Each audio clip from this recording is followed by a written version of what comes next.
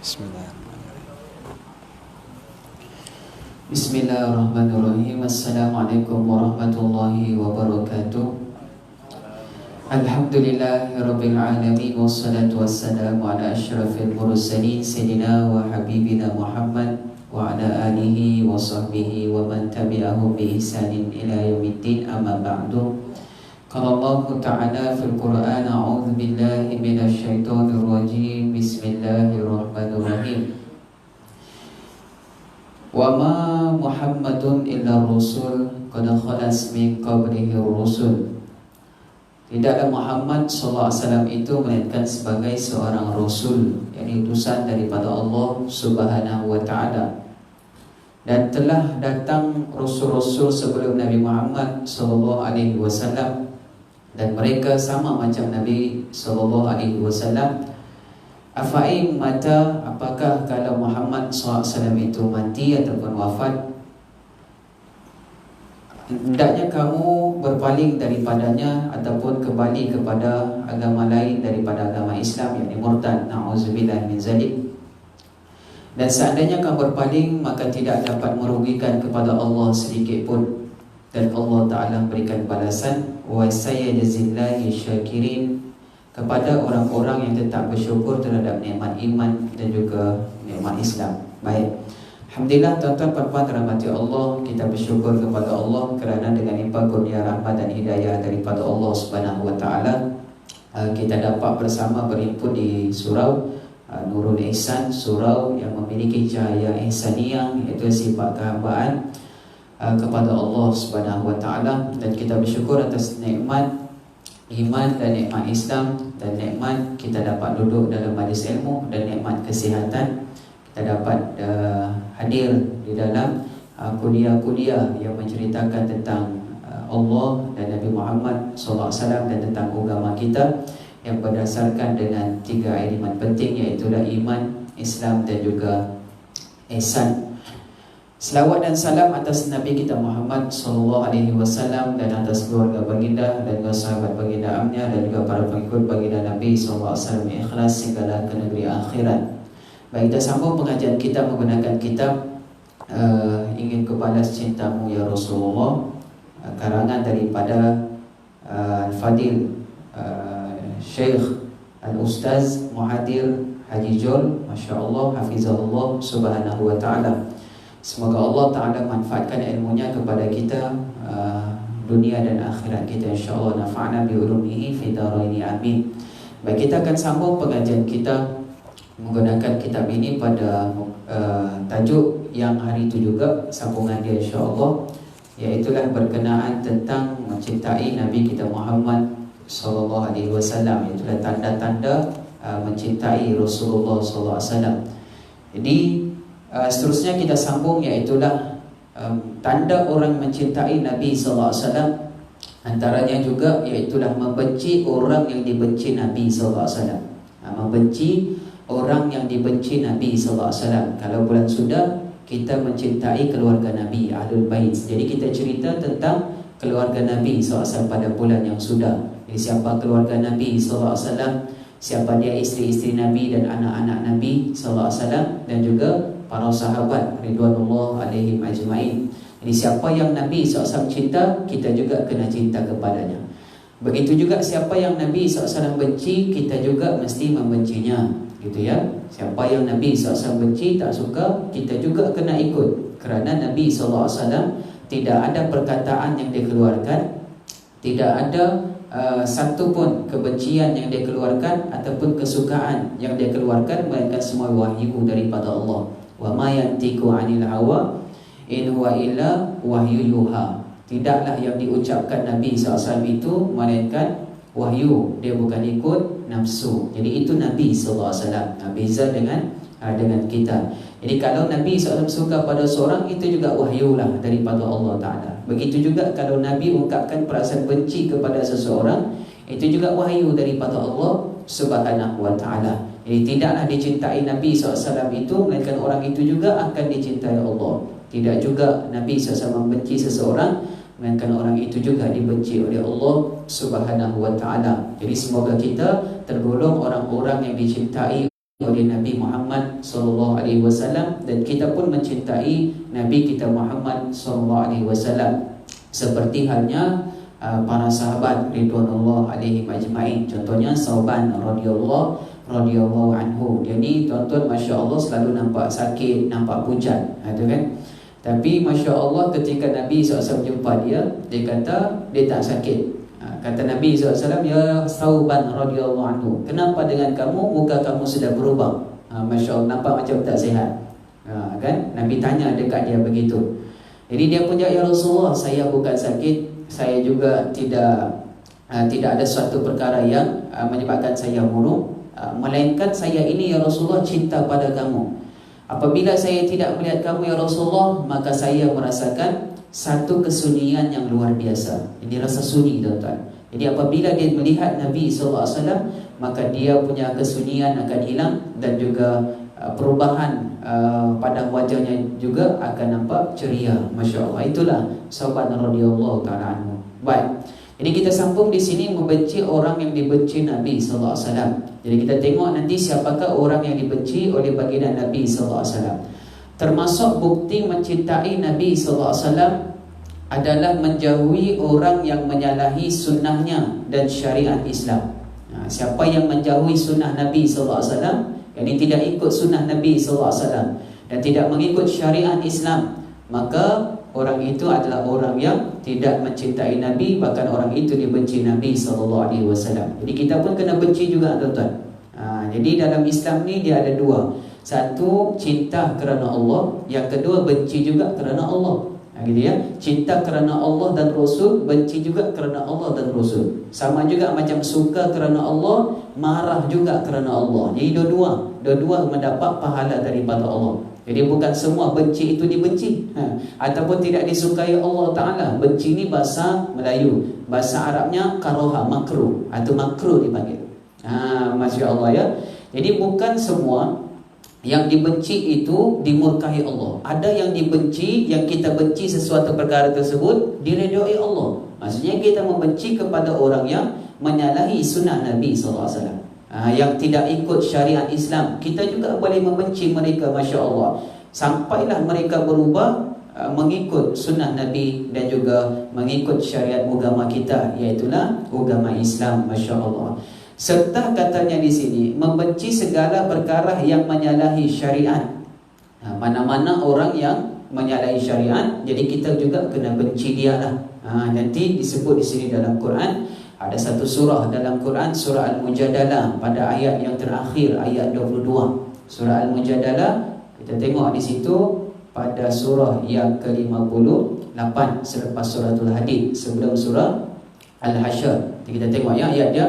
Allah Ta'ala berfirman, la tajidu qauman yu'minuna billahi wal yawmil akhir yuwadduna man haddallaha wa rasulah walau kanu aba'ahum aw abna'ahum aw ikhwanahum aw ashiratahum ulaika kataba fi qulubihimul iman wa ayyadahum bi ruhin min wa yudkhiluhum jannat tajri min tahtihal anhar khalidina fiha radhiyallahu anhum wa radu an ulaika hizbullah ala inna hizballah humul muflihun. Masya Allah. Itu disebut ada hizbullah.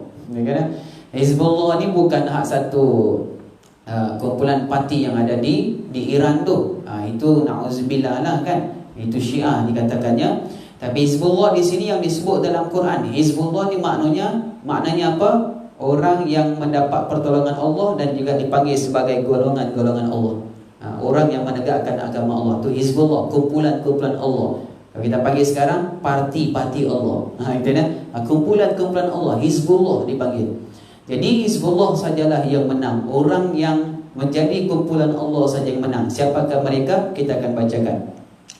Engkau tidak akan dapati sesuatu kaum yang beriman kepada Allah dan hari kiamat tergamak berkasih mesra dengan orang yang menentang Allah dan Rasulnya, sekalipun mereka itu ialah bapa-bapa mereka, anak-anak mereka, atau saudara-saudara mereka, ataupun keluarga mereka. Mereka itu Allah tetapkan iman di dalam hati mereka dan menguatkan mereka dengan pertolongan daripada Allah Subhanahu wa ta'ala. Dan Allah Ta'ala masukkan mereka ke dalam syurga yang mengalir di bawahnya sungai, dan mereka kekal di dalamnya. Allah ridho pada mereka dan mereka juga ridho kepada Allah. Mereka itulah golongan Allah. Dan ketahuilah sesungguhnya golongan Allah mereka lah yang akan menang. Itu ya. Jadi orang pun ambil satu kumpulan Hizbullah. Masya Allah. Sebenarnya mereka bukanlah golongan-golongan Allah. Hizbullah ni Allah letakkan sendiri. Mereka yang tidak bermesra kepada orang yang tidak beriman pada Allah dan hari kiamat. Maknanya tidak bermesra kepada orang kafir. So kalau ada orang beriman, mesra mereka itu, maknanya mereka punya hubungan dengan orang kafir begitu bagus, sedangkan hubungan dengan orang beriman, orang Islam, syariat agama Allah tidak bagus, maka orang itu bukan Hizbullah, bukan golongan Allah, tapi orang itu adalah Hizbus Syayatin, hubungan ataupun golongan syaitan. Jadi kalau kita tengok di dalam surah Al-Mujadalah pun ada juga disebut Hizbus Syayatin. Ada dua golongan, satu Hizbullah, satu Hizbus Syayatin. Jadi golongan-golongan iblis ataupun golongan syaitan adalah mereka yang bersama dengan orang-orang yang menentang Allah dan Rasul. Itu beza orang yang beriman kepada Allah dan juga kepada hari kiamat dan beriman kepada Nabi SAW. Jadi orang-orang yang beriman, kata Allah Ta'ala, la tajidu qauman, engkau tidak akan dapati sesuatu kaum yang beriman kepada Allah dan hari kiamat tergama, bermesra dengan orang-orang yang menentang Allah dan Rasul. Jadi kalau dah terang-terang orang itu menentang Allah dan Rasul, tiba-tiba kita berkasih sayang kepada mereka, berlembut pada mereka, sudah pasti kita tidak tergolong di kalangan orang yang beriman. Kerana Allah Ta'ala sebut, engkau tidak akan dapati, takkan sekali-kali kau mendapati seorang beriman akan bermesra dengan orang-orang yang kafir, yang menentang Allah dan menentang Rasul. Orang tu hina Allah, orang tu hina Nabi, orang tu hina Quran. Tiba-tiba Masya Allah kita masih lagi berlagak ataupun berlaku mesra, berkasih sayang, tidak menghukum mereka. Sedangkan terang-terang mereka itu menentang Allah dan menentang Rasul alaihi wassalatu wassalam. Kita tengok baru ni pun sebenar bulan Rabiul Awal kita pun kecoh dengan seorang presiden yang menghina Nabi kita sendiri. Contohnya di Perancis tu kan, Masya Allah, menghina Nabi kita. Jadi kalau ada orang Islam masih lagi membela seorang yang menentang Allah dan menghina Nabi SAW, maka orang itu bukanlah orang yang tulen imannya. Na'udzubillah, orang itu mesti ada kepentingan. Na'udzubillah min zalik. Jadi sebagai orang beriman, kita juga kena menyatakan kebencian kita kepada orang yang membenci dan menghina Nabi SAW. Jadi kalau kita menyatakan kebencian kita seperti itu, maka kita mendapat pahala daripada Allah Subhanahu wa ta'ala. Sekalipun mereka itu ialah bapa-bapa mereka, walaupun kita punya keluarga sendiri, tuan-tuan. Jadi Masya Allah, tuan-tuan, kalau kita menegakkan Allah dan Rasul, tiba-tiba ahli keluarga kita tidak mengikut kita bersama-sama menegakkan Allah dan Rasul, mereka pula menentang Allah dan Rasul, tak mau ikut agama Islam, tak mau ikut contoh perjuangan-perjuangan Islam, walaupun mereka ayah kita, anak kita, isteri kita, sahabat-sahabat kita pun keluarga kita, kita tetap menentang, tuan-tuan. Subhanallah. Jadi di sini dalil. Ada ulama kata di sini walaupun terputus hubungan sekalipun dengan keluarga, demi Islam, Masya Allah, dia kata demi Islam kita kena buat juga. Kerana Allah dan Rasul lebih utama daripada ibu, ayah dan keluarga kita. Ini Nabi SAW sebut. Nabi SAW kata la yu'minun, tidak beriman salah seorang di antara kamu hatta yuhibbu, sehinggalah kamu mencintai aku melebihi min walidihi wa walidayhi wa nasi ajmain, sehinggalah kamu melebihi mencintai aku melebihi daripada ibu ayah, anak-anak dan juga seluruh manusia. Subhanallah. So cinta kepada Nabi lebih tinggi berbanding daripada keluarga sendiri. Masya Allah. Jadi orang ini mesti orang yang kuat imannya, tuan-tuan ya. Masya Allah. Jadi walaupun mereka itu sebenarnya ayah-ayah mereka, anak-anak mereka, ataupun saudara-saudara mereka, ataupun keluarga mereka, mereka itu kata Allah Ta'ala, Allah telah tetapkan iman di hati mereka. Kerana ada iman tu, yakin mereka itu kepada Allah dan kepada Rasul alaihi wassalatu wassalam. Dan Allah telah berikan roh kepada mereka, Iaitulah menguatkan mereka dengan pertolongan daripada Allah Subhanahu wa taala, dan Allah sudah janjikan mereka akan mendapat syurga Allah taala. Dan itulah Hizbullah, yakni kumpulan-kumpulan Allah, golongan-golongan Allah Subhanahu wa taala. Semoga kita tergolong di kalangan ini insya-Allah. Nanti kita boleh tengok ayat paling terakhir, ayat yang ke-22 di dalam surah Al-Mujadalah. Kita akan jumpa di situ. Jadi tuan-tuan, tak mengapa kita benci mereka, kerana Allah dan Rasul. Baik ya. Baik, kita tengok seterusnya. Tanda lagi mencintai Nabi SAW tidak menyebabkan hati Nabi SAW sedih. Tidak menyebabkan hati Nabi SAW sedih. Masya Allah. Maksudnya jangan kita buat sesuatu perbuatan yang menyebabkan Nabi sedih. Nabi sedih ke sekarang kalau kita buat sesuatu, Ustaz? Tak, bukan sekarang, hari kiamat nanti. Ya kan? Tengok tuan-tuan, di hari akhirat nanti Nabi SAW tunggu di telaga Al-Kausar. Telaga Nabi SAW, dia akan bagi minum semua. Tiba-tiba ada umat Nabi SAW dihalang daripada minum. Nabi nak bagi minum, silakan minum, Masya Allah, bagilah minum telaga Al-Kausar. Kalau minum sekali, tak haus selama-lamanya. Tiba-tiba dihalang. Kata Nabi SAW, kenapa dihalang orang ini daripada minum telaga saya? Ini umat aku, kata Nabi SAW. Jadi kata malaikat tadi, ya Rasulullah, benar ini umat kamu ya Rasulullah. Tapi sepeninggalan kamu, yakni setelah kamu wafat ya Rasulullah, mereka ini berpaling daripada ajaran kamu. Allah. Jadi tak dapat minum, disekat. Oleh kerana itu menyebabkan Nabi SAW sedih. Nabi sedih, umat Nabi SAW. Nabi SAW akan sedih tuan-tuan bila tengok umatnya masuk neraka. Na'udzubillah min zalik. Allah. Satu hari Nabi SAW baca Quran, baca Quran dan Nabi tadabbur. Antaranya surah Ibrahim pada ayat yang ke-36. Nabi SAW baca, Rabbi innahunna adlalna katsiran minan nas, faman tabi'ani fa innahu minni, wa man 'asani fa innaka ghafurur rahim. Wahai Tuhanku, innahunna adlalna katsiran minan nas. Sungguhnya berhala-berhala, patung-patung ini, tuan-tuan ini, palsu ini, semua ini telah banyak menyesatkan seluruh manusia. Wahai Tuanku, siapa yang ikut aku, nescaya dia tergolong di kalangan aku. Siapa yang tidak ikut aku, yakni buat perkara yang menyalahi syariat aku, asani, makna maksiat, maka dia bukan daripada golongan aku, dan sebenarnya engkau Maha Pengampun lagi Maha Penyayang. Nabi SAW nangis, Masya Allah. Bila Nabi SAW nangis, datang Jibril AS. Allah Ta'ala suruh Jibril, pergi tengok Nabiku kekasihku, Nabi Muhammad SAW. Pergi wahai Jibril, tanya kepadanya kenapa dia sedih. Allahu Akbar. Kenapa dia menangis? Padahal Allah tahu kenapa dia menangis. Tapi memang begitu, kerana Jibril AS ni adalah malaikat yang taat kepada Allah. Wahai Jibril, mau pergi jumpa Muhammad kekasih aku, tanya dia kenapa dia menangis. Baru dia bercakap dengan Allah, membaca Al-Quran, kalam Allah. Kalam Allah ni perkataan Allah Ta'ala. Tiba-tiba bila Nabi baca Quran, menangis, Masya Allah. Kata Jibril, ya Rasulullah, Allah tanya kepada kamu ya Rasulullah, kenapa kamu menangis? Allahu Akbar. Ya Jibril, bagi tahu dekat Allah, aku menangis memikirkan tentang umat aku. Allah, tengok umat dia, Masya Allah. Kerana apa? Selepas Nabi wafat, akan berlaku juga pada zaman Nabi Ibrahim. So tadi itu surah Ibrahim ayat 36. Nabi Ibrahim mengatakan, ni tuan-tuan berhala ni dah banyak menyesatkan umat-umat manusia. Jadi bila Nabi baca tu, Nabi terkenangkan bagaimana keadaan dia dan umat dia. Apabila Nabi wafat, umat dia pasti akan mengikuti Tuhan-Tuhan selain daripada Allah Ta'ala.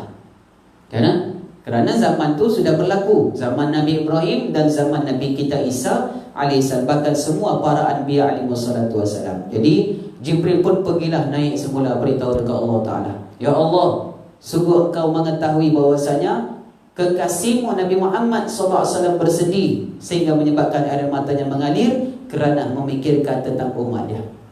Wahai Jibril, pergi jumpa lagi Nabi Muhammad SAW, beritahu dekat dia, ini sanurdika wa ummatik, sesungguhnya aku redha kepada Rasulullah, jadi kesedihannya itu, dan aku redha juga dengan umatnya. Aku tidak akan menyiksakan umatnya, sehinggalah Nabi Muhammad SAW dikatakan tidak akan menyiksa umat sebagaimana umat-umat yang terdahulu. Dan sehingga Nabi SAW ada, waktu Nabi SAW ada dekat kita sekarang ni, sebagai umat Nabi SAW, kita tidak akan diazab sebagaimana azab pada umat-umat yang terdahulu. Tak diazab, Masya Allah. Itu di antara kelebihan dan rahmatnya Nabi kita Muhammad sallallahu alaihi wasallam. Jadi Nabi sebut ummati ummati. Ini antara hadis yang Nabi sebut ummati ummati, Masya Allah. Jadi Nabi SAW memikirkan tentang umat dia, Masya Allah. Jadi jangan sebabkan Nabi bersedih. Sekarang ni pun Masya Allah, ramai kita nak melahirkan kesyukuran, kegembiraan, menyambut kelahiran Nabi Muhammad SAW. Tapi ada juga yang menolak, Masya Allah. Kan? Yang menolak, mengatakan itu ajaran yang tak ada dari bawah oleh Nabi Muhammad, tak ada dalam Quran. Sedangkan Quran ada sebut sebagai khabar gembira, wa basyirum bi rasuli ya'ti min ba'di ismuhu Ahmad, sebagai satu khabar gembira. Jadi wajar kita bergembira, Masya Allah. Dan Nabi SAW berpuasa setiap hari Isnin kerana hari itu merupakan hari kelahiran Nabi Muhammad SAW. Dan dalam Quran juga disebut, Masya Allah, wa zakirhum bi ayyamillah, sebutkan, ceritakan pada mereka tentang hari-hari Allah. Apa dia hari-hari Allah? Iaitulah hari-hari di mana Allah Ta'ala memberikan bantuan pertolongan kepada para nabinya. Contohnya Nabi Ibrahim dibakar oleh Namrus, selamat. Hari-hari Allah lah tu. Ketika Nabi Daud AS menang lawan Talut, Jalut, Masya Allah. Dan ketika Nabi Musa AS selamat daripada Fir'aun. Jadi itu hari-hari Allah, boleh cerita. Termasuk Nabi SAW lahir itu juga termasuk dikatakan satu kebesaran daripada Allah, sebagai nak membuktikan perkara yang sudah diberitakan oleh Nabi Isa dan Nabi Musa di dalam Injil dan Taurat, akan lahir seorang Nabi yang akhir, iaitulah Muhammad sallallahu alaihi wasallam. Subhanallah. Dan baru ni pun Masya Allah isu apa tu? Kasut Nabi sallallahu alaihi wasallam. Jadi ada juga orang kata itu sebagai hadis yang palsu. Macam-macam lah tuan-tuan, Masya Allah ya. Kan isu-isu dia. Jadi tuan-tuan nak tengok pasal capan, ada juga disebut dalam Quran, tapi bukan capan Nabi sallallahu alaihi wasallam. Ya. Tapi capan Nabi kita Musa alaihissalam. Jadi tuan-tuan boleh tengok nanti di dalam surah Toha pada ayat yang ke-12, ketika Nabi Musa AS sampai di Bukit Tursina, dia tengok api daripada pokok sampai atas langit, maksudnya cahaya, Masya Allah. Bila sampai di situ, kata Allah Ta'ala kepada Musa AS, fakhlaq na'laika, buka capalmu ya Musa, innaka bil wadil muqaddasi tuwa, kerana engkau sekarang berada di tempat yang suci. So Nabi Musa buka dia punya kasut, dia punya capal, Masya Allah. Jadi inilah yang diambil oleh sebahagian para ulama, bahwasanya ketika Allah berbicara dengan Musa, tak sampai di tempat yang suci, Allah suruh Musa AS buka dia punya capal. Tapi ketika Allah berbicara dengan Nabi SAW di Sidratil Muntaha, Allah Ta'ala tidak suruh Nabi Muhammad SAW membuka capal dia. Masya Allah, tabarakallah. Jadi tuan-tuan, lampang tu kan, hak lampang capal tu. Jadi kita pun pakai, ada pakai di kopiah, ada pakai di baju, jubah kan, dan ada pakai di serban, di rida, di syal, Masya Allah. Tak mengapa tuan-tuan, tak ada masalah, boleh. Ada setengah orang bila tengok satu benda tu dia ingat sesuatu. Bila tengok lambang dia akan ingat sesuatu. Contoh, orang tengok lambang bola sepak, relax dia pakai lambang bola sepak, siap buat solat, Red Devil. Red Devil lagi tu. Tu dia kata ni setan marah, setan merah ke setan marah, dan juga setan yang tengah mengamuk, Masya Allah. So relax pakai sembahyang, Allahu Akbar, khusyuk sembahyang tuan-tuan. Pada Red Devil, habis dia sembahyang, dia buka handset, tu dia Ustaz Don, tu dia hentam Ustaz Don, apa guna capal. Padahal dia pakai Red Devil. Dia tak sedar, dia lebih parah lagi daripada memakai capal itu. Capal tu Masya Allah, orang bila tengok lambang ingat sesuatu. Macam kita dah minat tadi Red Devil, pakai Red Devil kerana kita minat pemain bola sepak dia, Masya Allah. Jadi kita pun pakai capal, mungkin itu salah satu punca ataupun sebab kita mengingati Nabi Muhammad SAW. Tuan-tuan, macam kita pakailah apa lambang-lambang yang ada, lambang krokodil kan, macam-macam lambang ada, Masya Allah, tabarakallah. Jadi semua orang ada pakai lambang. Tujuan pakai lambang supaya orang tahu ini melambangkan sesuatu syarikat ke, ataupun melambangkan suatu jenama sekian-sekian. Jadi kita pun meletakkan capal sebagai lambang yang kita guna pakai sekarang ini untuk mengingati Nabi Muhammad SAW. Sekurang-kurangnya, sekecil-kecilnya untuk mengingati Rasulullah dengan lambang itu saja. Dan nak letak lambang serban, takut orang tak pakai pula lambang serban. Jadi kita tahu ustaz-ustaz kita ni, pendakwa-pendakwa kita ni, niat dia buat apa saja, niat dia untuk berdakwah, tuan-tuan. Hasan Al-Banna radhiyallahu anhu, kita sebut rahimahullah taala, di Mesir tu, dia kalau berdakwah, tuan-tuan, bukan berdakwah golongan masjid surau saja. Kalau kita berdakwah kepada golongan masjid surau macam kita sekarang ni, alah mudahlah, Masya Allah. Sebab orang datang masjid, datang surau, memang semua nak dapat ilmu, nak dengar ilmu, nak dengar ceramah. Mudah, tuan-tuan. Tapi Hasan Al-Banna radhiyallahu ta'ala anhu atau rahimahullah ta'ala, dia masuk kelab malam pergi berdakwah. Mungkin kalau kita ada zaman tu, kita menghentam dia, tuan-tuan. Apa dia ulama masuk kelab malam? Tengok. Sebab pandangan zahir kita begitu. Rupa-rupanya dia masuk dalam tu berdakwah. Berapa ramai orang yang ikut cara dia dan mengikut dan memeluk agama Islam dengan sebab dakwah dia. Jadi kita sekarang ni bila fikir positif, contoh misalnya kita guna lambang sekian, kita pun beritahu. Mungkin setengah orang akan cari di Google, lambang apa sebenarnya? Cari-cari di Google, jumpa, Masya Allah, oh, ini rupanya lambang capal yang bermaksud capal Nabi Muhammad SAW ataupun selipar Rasulullah SAW.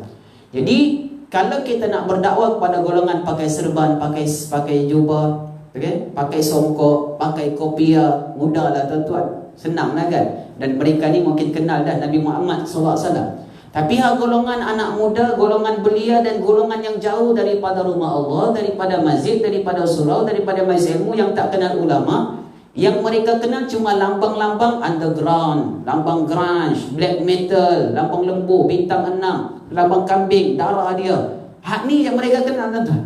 Mereka tak kenal lambang-lambang yang bercirikan Nabi kita Muhammad SAW. Jadi kita pun buat begitu.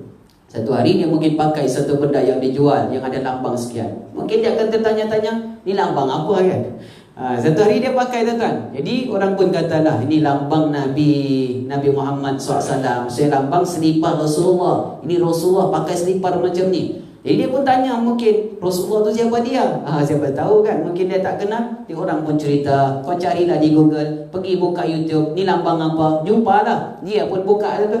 Selama ni hanya sekadar buka lambang-lambang underground, black metal, grunge. Tiba-tiba buka lambang-lambang capal, keluar kisah-kisah Rasulullah.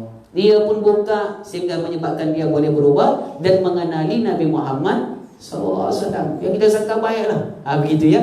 Masya Allah. Jadi tuan-tuan berbuat yang dirahmati Allah Subhanahu wa ta'ala. Sekarang ni Masya Allah, bukan kita saja yang ingin memuliakan Nabi SAW, ramai lagi sebenarnya yang ingin memuliakan Rasulullah SAW, tapi tak jumpa cara, Masya Allah. Jadi bila kita dengar ada orang memuliakan Rasulullah dengan berbagai cara, kita juga kena hormati mereka, Masya Allah. Bukan kita pergi menghalang mereka, kan? Dia halang mereka, apa yang mereka kata ni tak ada dalam tulah dalam ni, macam-macam, tuan-tuan. Sedangkan mereka juga mengambil sumber dan dalil daripada Al-Quran dan daripada hadis dan daripada ulama-ulama. Timbullah pula mereka kata, kamu ni ikut ulama ke ikut Nabi?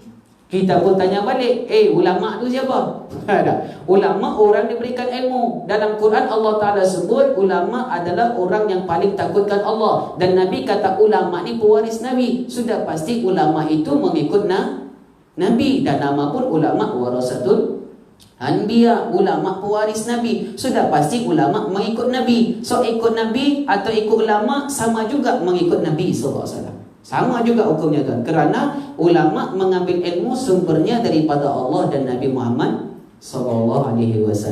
Begitulah, Masya Allah. Jadi tuan-tuan, akhir zaman ni orang jauh daripada Nabi. Ramai yang jauh daripada Nabi. Jadi Masya Allah, ramai ulama kita dan ustaz-ustaz kita mengambil pendekatan cara dakwah supaya memperkenalkan Nabi Muhammad kepada orang-orang yang tak kenal siapa dia Rasulullah SAW. Dalam zaman kita ni orang tak mau beramal dengan sunnah Nabi SAW. Jadi ada cara-cara ustaz-ustaz kita buat itu, buat ini demi menarik anak muda supaya mengenali Nabi kita Muhammad SAW. Baik, tuan-tuan, kita tengok kat situ ya. Baginda sangat suka apabila umatnya melakukan kebaikan dan meninggalkan keburukan. Sebaliknya baginda akan berasa sedih jika umatnya melakukan keburukan dan meninggalkan kebaikan. Masya Allah. Tu kalau Nabi SAW ada di zaman kita, Nabi juga akan berusaha berdakwah, tuan-tuan, menggunakan cara apa sekalipun wahyu daripada Allah untuk menarik orang supaya kembali kepada kebenaran, kebaikan, kembali kepada syariat dan kembali kepada Quran dan ajaran Nabi SAW. Baginda sangat ingin umatnya sentiasa melakukan kebaikan dan ketaatan, kerana balasannya nanti adalah redha Allah dan juga syurga Allah Subhanahu wa taala. Jadi Nabi SAW sangat berkeinginan seperti itu kepada kita umatnya, masya-Allah. Jadi tuan-tuan puan-puan dirahmati Allah, buatlah apa yang dikatakan Nabi SAW, wa ma'atakumur rasul fakhuzu wa ma nahakum anhu fantahu. Apa yang dibawa oleh Rasul, yakni Nabi Muhammad SAW, maka kita pun ikut, kita pun buat, Masya Allah. Dan apa yang ditegak oleh Nabi SAW, kita tinggal, Masya Allah. Itu disebut di dalam Quran pada ayat yang ke-7 di dalam suratul Hasyr. Baik. Hendaklah juga orang yang cintakan Nabi SAW tidak melakukan sesuatu yang boleh menyakiti hati baginda Nabi SAW. Ya, jangan buat sesuatu yang menyebabkan Nabi SAW tersakiti, kan? Sakit hati, Masya Allah, tabarakallah. Jadi tuan-tuan, Nabi SAW akan sakit hati bila mana umatnya meninggalkan Quran, meninggalkan ajaran Nabi SAW. Oleh kerana itu, ikutlah Nabi SAW. Nak ikut macam mana Ustaz kalau tak kenal? Oleh kerana itu, sekarang ni Masya Allah, kita kena menuntut ilmu banyak-banyak. Di sekolah cuti dah Ustaz, nak menuntut ilmu lagu mana? 2 bulan cuti kan? Masya Allah. Tuan-tuan, Nabi SAW kata, adibu awladakum bisalasati khisalin. Didik, tarbiyah, ajar anak-anak kamu dengan 3 perkara. Tengok ya, Nabi kata apa ya? 3 perkara ni kita kena buat. Time PKP ni, Masya Allah, tabarakallah. Yang pertama kata Nabi SAW, hubbun nabiyukum, cinta kat Nabi SAW. Kena ajar mereka untuk mencintai Nabi Muhammad. Nak cinta Nabi macam mana kalau tak kenal? So kenalkan dulu Nabi Muhammad SAW kepada mereka. Nabi Muhammad siapa, lahirnya bila, siapa ibu ayahnya yang mulia, Masya Allah, siapa anak-anaknya yang mulia, siapa sahabat-sahabatnya yang mulia, Masya Allah, dan apa amalan-amalan Rasulullah, dan apa yang boleh kita ikut sehingga Nabi Muhammad mencintai kita. Kita buat, ajar pada anak-anak kita tentang Nabi kita Muhammad SAW. Masya Allah. Cara pakaiannya ke?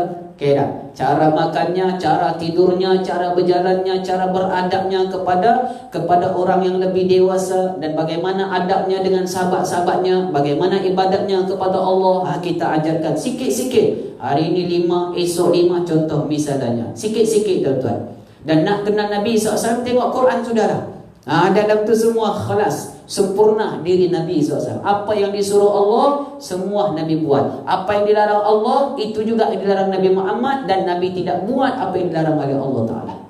Masya Allah. Yang kedua, ajar dan didik anak kamu wa ahli baiti. Tadi hubun nabiyukum wa ahli baitihi. Ajar tentang Nabi, cinta tentang Nabi. Yang kedua tentang keluarga Nabi SAW. Siapa keluarga Nabi? Ahli bait Nabi SAW. Tuan-tuan, kita dah cerita Ahlul Bait Nabi SAW pada bulan sudah, Masya Allah. Daripada mana Ahlul Bait itu? Okay? Kemudian ada tak disebut dalam Quran? Semua ada, Masya Allah. Kita boleh tengok ayat 33 di dalam Quran surah ke-33, suratul Ahzab. Inna Allah yuridu liyuzhiba ankumur rijsa ahlal bait wa yutahhirakum tathira. Surah ni, ayat ni kita biasa baca ketika tahlil. Tahlil biasa kan? Inna Allah yuridu liyuzhiba ankum rijsa 'alal bait wa yutahhirakum tathira. Tu ahli bait Nabi lah tu. Masya Allah. Itu keluarga Nabi SAW. Tujuan Allah Ta'ala turunkan Quran itu kerana nak membersihkan dan menyucikan ahli bait dan menjauhkan mereka daripada penyakit kekotoran. Masya Allah, tabarakallah. Itu keluarga Nabi SAW. Jadi kita pun kena ajar mereka siapa anak Nabi, daripada mana permulaan keturunan Nabi Muhammad SAW yang kita panggil sebagai Ahlul Bait.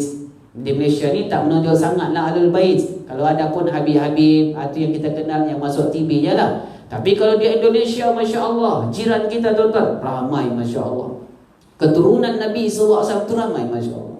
Daripada habaib, daripada syarif, daripada syarifah, daripada sayyid, sayyidah, Allah ramainya. Sehingga di sebelah sana tu, Indonesia, jiran kita, Masya Allah, siap ada lagi satu persatuan Alawiyin ataupun keturunan-keturunan Ahlul Bait daripada Sayyidina Ali dan juga Fatimah Zahra. Dan ditubuhkan keturunan ini pada tahun 1926 ataupun 28 tak salah, 1926 itu. Kita tengok nanti tuan di Wikipedia ke, kita buka, Masya Allah. Dan baru-baru ini Masya Allah, minggu lepas, minggu sudah kan, Masya Allah, hari Isnin ke, Selasa ke baru-baru ni, satu keturunan Nabi SAW yang baru pulang daripada Mekah Al-Mukarramah, namanya Habib Rizik Shihab, Masya Allah kan, baru pulang tuan, disambut jutaan manusia di airport tu. Sultan, Raja, Presiden, dan Menteri pun tak pernah disambut begitu ramai. Dia bukan orang ni, bukan raja, bukan sultan, tapi keturunan Nabi SAW. Jadi mungkin ada yang datang tu sebab ini adalah keturunan Rasulullah. Ada mungkin yang datang mungkin sebab ini adalah pimpinan imam besar Indonesia. Jadi mereka pun pergi, Masya Allah, sambut. Kerana kita, bahkan kita sendiri, Masya Allah, merindukan seorang pemimpin yang boleh membawa kebenaran dan keadilan di zaman kita, Masya Allah. Kita sangat merindukan, tuan-tuan. Tuan-tuan buka dekat YouTube, tengoklah tu. Tulis je nama dia, Masya Allah, keluar, disambut lebih 1 juta orang. Kata Ustaz Abdul Somad, Hafizahullah Ta'ala, 3 juta orang yang sambut dia. 3 juta orang, tuan-tuan. Masya Allah. Di airport tu tak ada kapal terbang lain yang landing, kapal dia saja. Yang lain semua delay. Dibagi delay semua. Dan jalan raya, Masya Allah, jam total. Sepenuhnya tu jam, Masya Allah. Kalau Indonesia panggil apa? Macet. Maksudnya jam, tuan-tuan. Hanya kereta dia saja boleh berjalan dan orang-orang yang mengiringi dia. Subhanallah.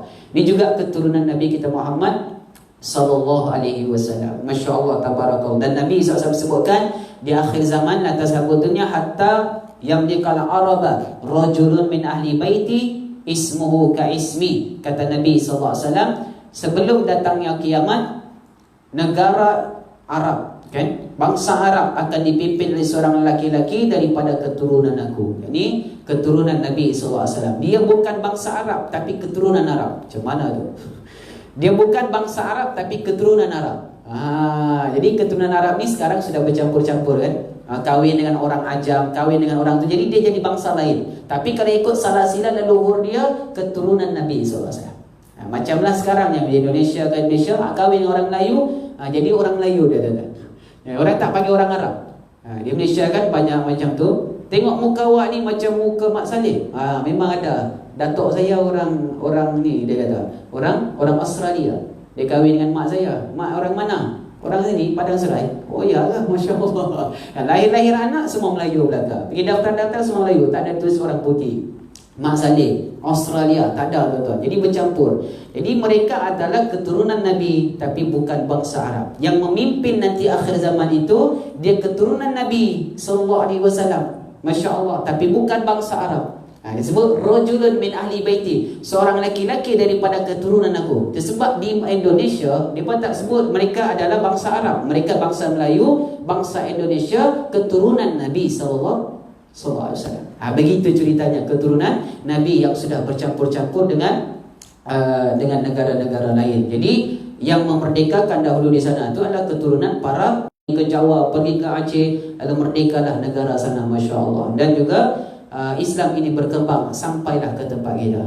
Jadi tuan-tuan, puan-puan yang dirahmati Allah, ajar pada anak-anak kita tentang keturunan-keturunan Nabi SAW. Yang ketiga, ajar pada mereka tilawatil Quran. Adibu auladakum bisalasati khisalin hubbun nabiyyukum wa ahli baitihi wa tilawatil Quran. Jadi yang terakhir adalah ajarkan mereka bacaan Quran. Sekarang ni kan, Masya Allah, sekolah pun tak ada. Tu nak buat lagu mana? Jadi kita sebagai ayah, sebagai ibu bertanggungjawab sepenuhnya, Masya Allah, untuk mendidik anak-anak kita supaya mereka mengerti tentang Al-Quranul Karim. Boleh pandai baca, boleh hafal Quran, Masya Allah, memang terbaiklah tu. Okay? Sekarang ni ibu, cikgu-cikgu, guru-guru, Masya Allah dah cuti kan. Walaupun dah cuti, tetap ambil peranan juga mengajar di rumah dengan online, Masya Allah. Jadi bukan semua orang ada online. Mungkin ada anak-anak yang tak ada handset. Bukan semuanya orang yang ada handset. Jadi sebagai ibu ayah, ambil tanggungjawab untuk mendidik mereka, Masya Allah. Dan kita nak anak kita jadi macam kita sendiri. Jangan, Masya Allah, kita nak anak kita menjadi orang, Masya Allah. Kita nak mereka tu menjadi orang. Kalau boleh macam kita lah, lebih kurang. Sebab orang akan tengok, anak akan ikut ayah. Di mana tumpahnya kuah kalau bukan ke nasi. Jadi kita punya anak, Masya Allah, orang panggil apa? Anak dengan ayah ni lebih kurang sama, Masya Allah. Like father, like son, dipanggil ya. Like father, like son. Kalau nak tengok anak, tengok ayahnya macam mana. Masya Allah. Jadi bagaimana anaknya, begitulah ayahnya. Dan bagaimana ayahnya, begitu juga anaknya. Jadi tuan-tuan, puan-puan dalam hati Allah, kalau kita nak anak kita elok, anak kita baik, kita didik bagaimana cara kita nakkan, kita nak corak dia. Nak corak warna biru, nak corak warna putih, nak corak warna hijau, bergantung pada kita. Masya Allah. Kerana Nabi SAW sudah sebut, Masya Allah, anak-anak ini adalah titipan daripada ibu dan ayah. Maksudnya kita lah sendiri yang mencorak mereka, Masya Allah. Kita nak corak lagu mana pun ikut kita. Nak corak cara Yahudi, berperangai Yahudi lah dia pun. Nak corak dengan perangai Majusi, nak corak dengan perangai yang lain daripada Islam, boleh tuan-tuan. Tapi takkan nak, kan? Kita nak ikut macam mana style agama kita, ikut style agama Islam. Kerana anak-anak ini fitrah suci, Masya Allah. Anak-anak dilahirkan yuladu alal fitrah. Baik, jadi tuan-tuan, ajar anak-anak kita dengan 3 cara tadi. Ajar mereka Al-Quran dan suruh mereka hormat dengan Quran, beradab dengan Quran, insya-Allah tabarakallah. Semoga anak-anak kita berakhlak dengan akhlak Al-Quran sebagaimana Nabi kita Muhammad sallallahu alaihi wasallam. Ditanya Aisyah, "Ya Aisyah, bagaimana akhlak Nabi sallallahu alaihi wasallam? Kaifa kana khuluqun Nabi sallallahu alaihi wasallam?" Ditanya Aisyah radhiyallahu anha. Aisyah tak jawab banyak, tuan-tuan. Aisyah jawab macam mana? Kana khuluquhul Quran. Adalah akhlak Rasulullah Al-Quran. Masya Allah. Itu akhlak Rasulullah lah tu, Masya Allah ya. Baik, kita tengok lagi. Hendaklah juga orang yang cintakan Nabi SAW tidak melakukan sesuatu yang boleh menyakiti hati baginda. Allah Ta'ala berfirman, "Walladzina yu'zuna Rasulullah lahum 'adzabun 'alim." Dan orang yang menyakiti Rasulullah SAW itu, bagi mereka azab siksa yang tidak terperi sakitnya. Surah At-Taubah ayat yang ke-61. Masya Allah. Jadi orang yang menyakiti Rasulullah, bagi mereka azab, dapat azab yang siksa yang tidak terperi sakitnya. Na'udzubillah. Allah, bayar tuan ya. Nabi ajar kita solat, kita tak solat. Masya Allah. Nabi ajar suruh kita ikut Quran, ikut sunnah, kita tak ikut. Masya Allah. Jadi Nabi SAW akan terasa macam sakit hati. Masya Allah tabarakallah. Jadi tuan-tuan, puan-puan dalam hati Allah, jangan biarkan Nabi kita Muhammad SAW sedih dan juga hatinya tersakiti. Masya Allah. Jadi biarlah kita buat sesuatu perbuatan yang menyebabkan Nabi SAW ini suka, kan, cinta dan berbangga dengan kita. Masya Allah. Banggakan Nabi kita Muhammad SAW. Macam mana nak banggakan Rasulullah? Umat-umat dia semuanya cinta Quran, memperjuangkan Quran, menghafal Quran, menghidupkan rumah Allah, beramal dengan sunnah Nabi SAW. Bangga Nabi di akhirat nanti, bangga kan? Nabi akan bangga, inilah umat-umat aku semua. Allahu Akbar. Yang menyebabkan iri hati, cemburu Nabi-Nabi lain. Umat dia sedikit ya tuan-tuan, tapi umat Nabi Muhammad SAW ramai. Tu dia, Masya Allah. Dan Nabi SAW kan berbangga. Antaranya Nabi sebutkan, aku berbangga dengan umatku yang bernikah dan banyak anak. Tu dia tuan-tuan. So banyakkan anak lah, kan? Banyakkan anak pun boleh. Masya Allah. Kerana Nabi SAW juga berbangga di hari akhirat, kerana banyaknya umat Nabi Muhammad sallallahu alaihi wasallam. Baik tuan-tuan, puan-puan yang dirahmati Allah Subhanahu wa taala. Termasuk dalam perkara menyakiti hati Rasulullah SAW ialah mengatakan ayah dan ibu Nabi akan diazab dan termasuk ahli neraka. Nauzubillah. Adakah kata begitu? Ada tuan-tuan. Ada beberapa fahaman selain ahli sunnah wal jamaah yang mengatakan ibu dan ayah Nabi di dalam neraka. Nauzubillah. Allahu Akbar. Tuan-tuan, ibu dan ayah Nabi daripada tulang sulbi, tuan-tuan, yang melahirkan Nabi Muhammad yang mulia. Masya Allah. Nabi Muhammad SAW lahir daripada ibu dan ayah yang mulia, yang digelar sebagai ahli sujud dan ahli fitrah. Di kalangan orang yang sujud kerana mengikut agama fitrah, dan agama dikatakan agama Ibrahimiyah, Nabi Ibrahim AS. Masya Allah. Jadi tergama ada yang mengatakan ibu dan ayah Nabi SAW di dalam neraka. Kita pun tak sanggup mengata begitu ya. Subhanallah. Kita sebagai anak, Masya Allah, tiba-tiba orang kata mak ayah kita dalam neraka. Sedih tak? Sedih tak tuan-tuan? Masya Allah tabarakallah. Seorang yang disebut dalam kitab Tanbihul Ghafilin, ketika mana dia tidur dalam Masjidil Haram, dia bermimpi, Masya Allah, dia tengok ayahnya dicampak dalam neraka. Sedih tuan-tuan, dia nangis.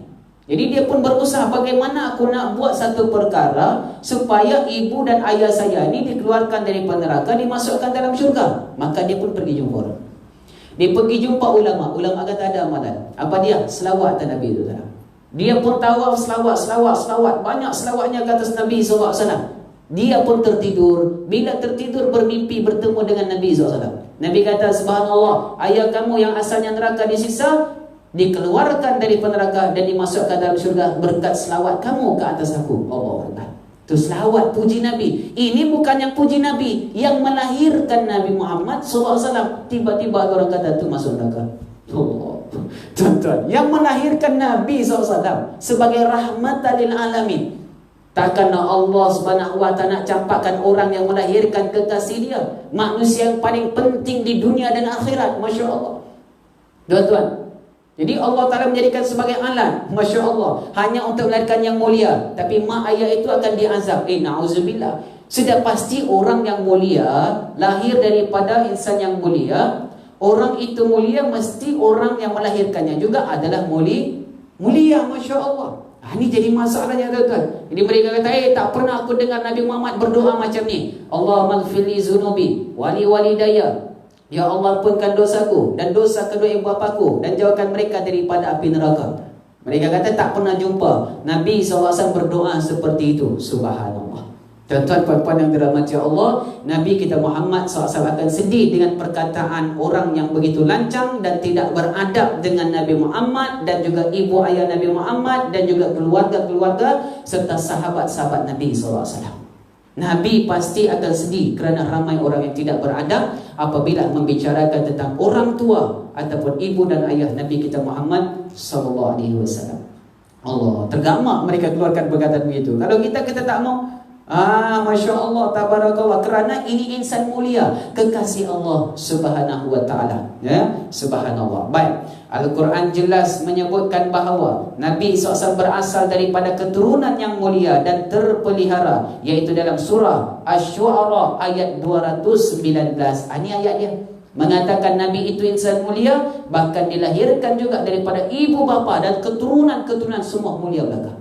Allahu Akbar. Tak ada satu keturunan Nabi SAW, salah sila dia, yang sampai pada Nabi Ibrahim daripada orang-orang yang menyembah berhala. Subhanallah.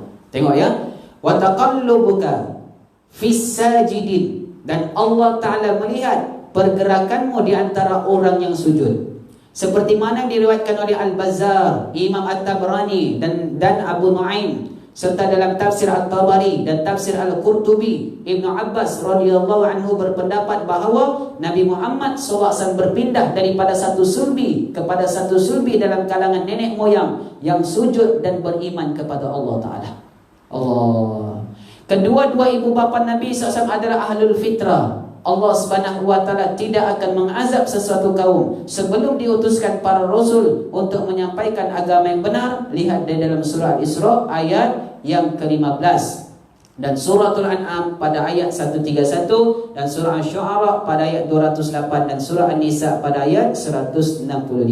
Sementara itu kebanyakan ulama Syafi'iyah berpendapat bahawa ibu bapa Nabi SAW dan ahli keluarganya sebelum kedatangan Islam adalah berpandukan kepada agama Al-Hanifiyah dan tiada bukti mereka menyembah berhala. Oleh itu ibu dan ayah Nabi SAW adalah ahlul fitrah yang tidak akan diazab dan tidak akan dimasukkan ke dalam neraka. Semoga kita dapat menjaga adab dengan junjungan Nabi kita Muhammad SAW yang mulia. InsyaAllah binillahi ta'ala. InsyaAllah kita akan sambung pada bulan akan datang kasih dan belas kasihan terhadap umat Nabi SAW. Ini kita sambung akan datang insyaAllah. Wallahu ta'ala wa'alam. Wabillahi taufiq wal hidayah. Wassalamualaikum warahmatullahi wabarakatuh. Bismillahirrahmanirrahim. Allahumma rzuqna mutabatan nabiyina Muhammad sallallahu alaihi wasallam awalan wa akhiran wa zahiran wa batinan wa qawlan wa fi'lan wa ibadatan wa amalan salihan bi rahmatika ya arhamar rahimin. Rabbana atina fid dunya hasanah wa fil akhirati hasanah wa qina adzabannar. Walhamdulillahi rabbil alamin. Taqabbalallahu minna.